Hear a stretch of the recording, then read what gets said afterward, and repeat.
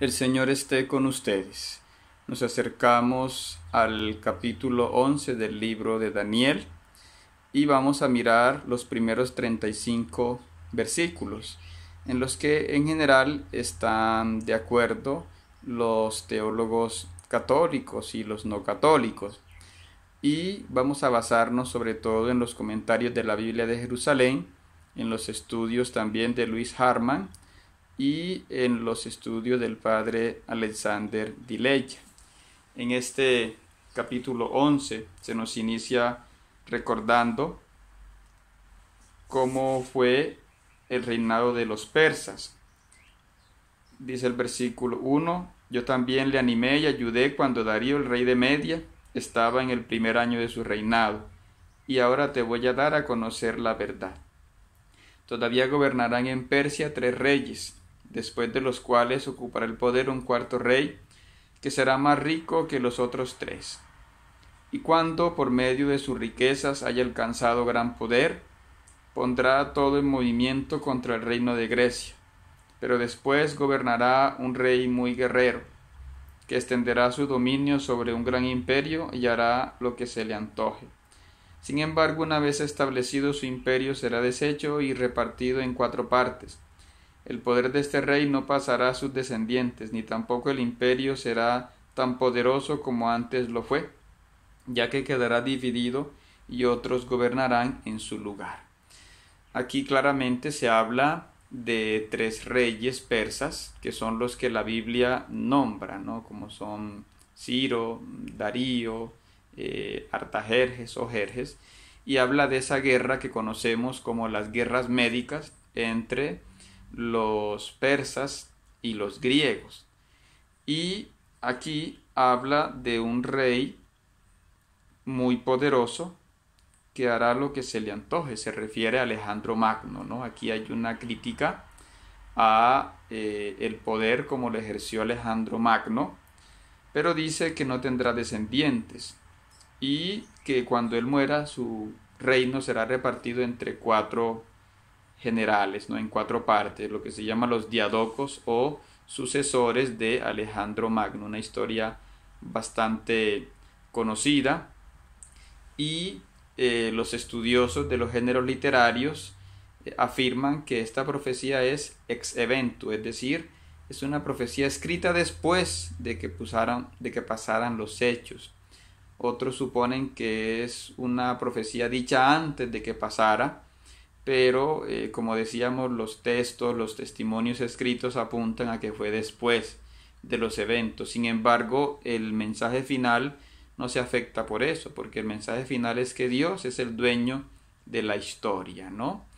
Y en el versículo 5 dice: el rey del sur será muy poderoso, pero uno de sus generales llegará a ser más fuerte que él y extenderá su dominio sobre un gran imperio. Aquí se refiere al primer rey Ptolomeo de Egipto, que fue Ptolomeo I Sóter, que gobernó del 323 al 285, y uno de sus príncipes pues fue Seleuco I Nicátor, que gobernó del 312 al 280, que empezó siendo un vasallo de Ptolomeo I Sóter, pero luego consiguió un vasto reino, haciendo de Antioquía del Orontes su capital. El versículo 6 dice: al cabo de algunos años los dos harán una alianza. El rey del sur dará a su hija en matrimonio al rey del norte con el fin de asegurar la paz entre las 2 naciones.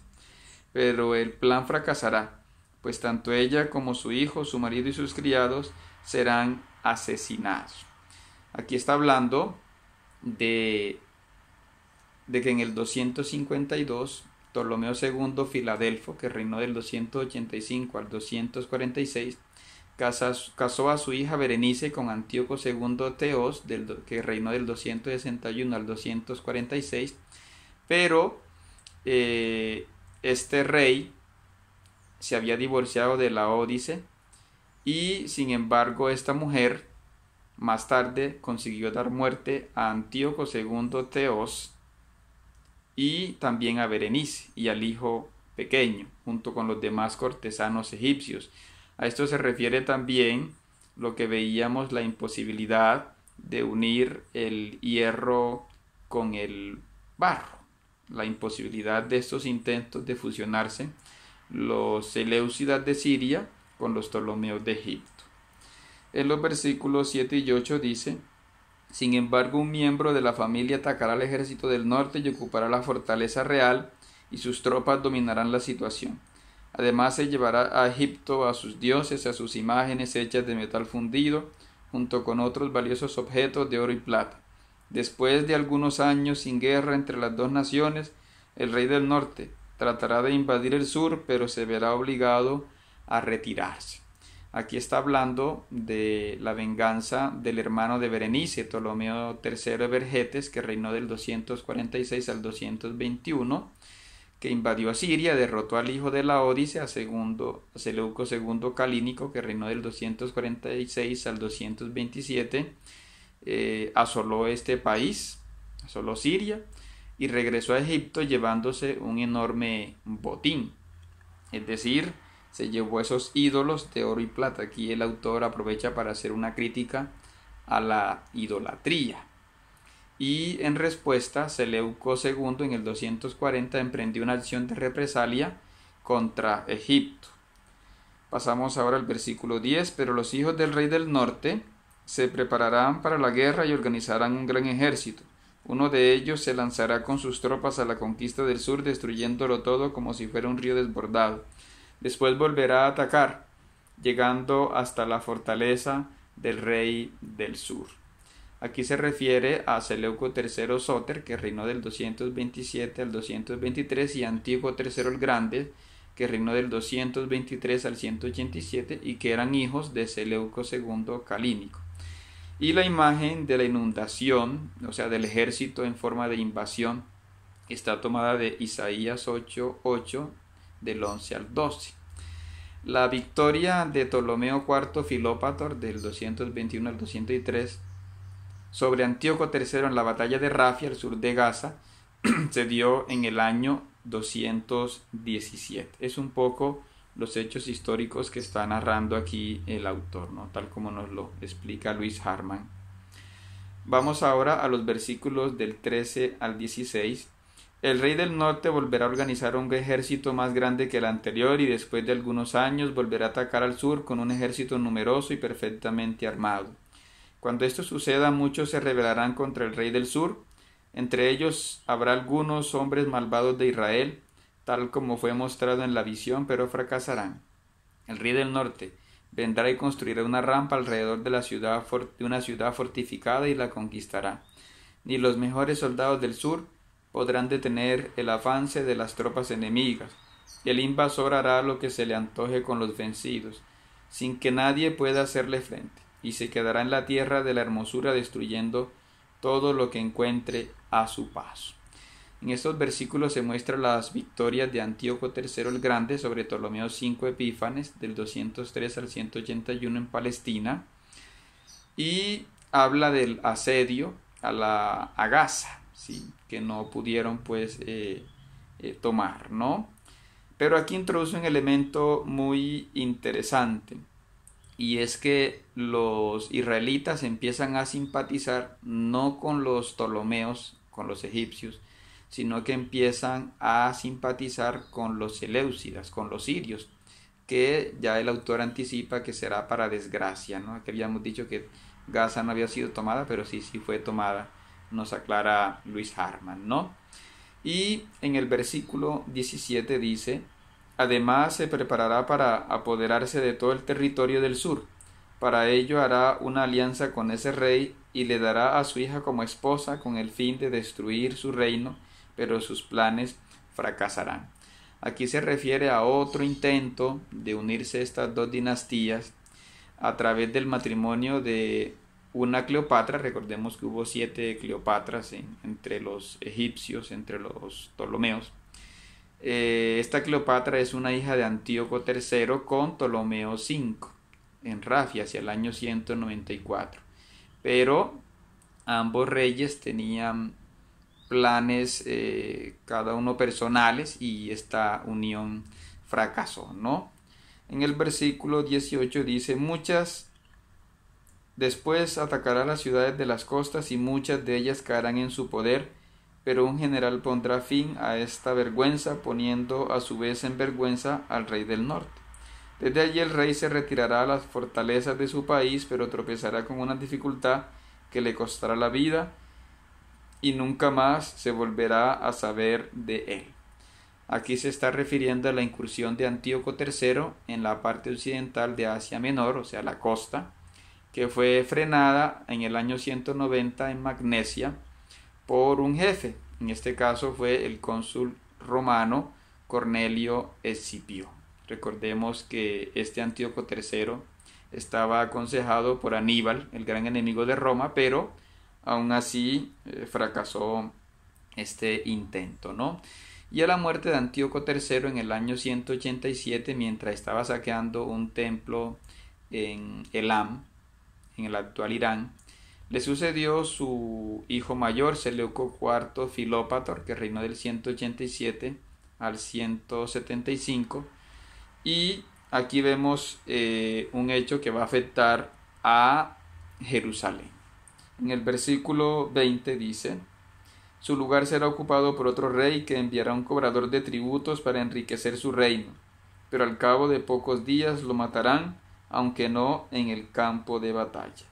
Pues ya vemos que los seleucidas están gobernando Israel, pero las deudas por tantas guerras y incluso por las derrotas, en este caso frente a Roma, hacen que Seleuco IV Filópator envíe a su ministro Heliodoro, el recaudador de impuestos, a Jerusalén para que robase el tesoro del templo. ¿Sí? Esto lo cuenta también el libro de los Macabeos. Y sin embargo el mismo Seleuco IV pues fue asesinado por instigación del mismo Heliodoro, ¿no? Que fue, digamos, traidor a su rey. En los versículos 21 al 24 dice: después de él reinará un hombre despreciable, a quien no le correspondería ser rey, el cual ocultará sus malas intenciones y tomará el poder por medio de engaños. Destruirá por completo a las fuerzas que se lo opongan y además matará al jefe de la alianza.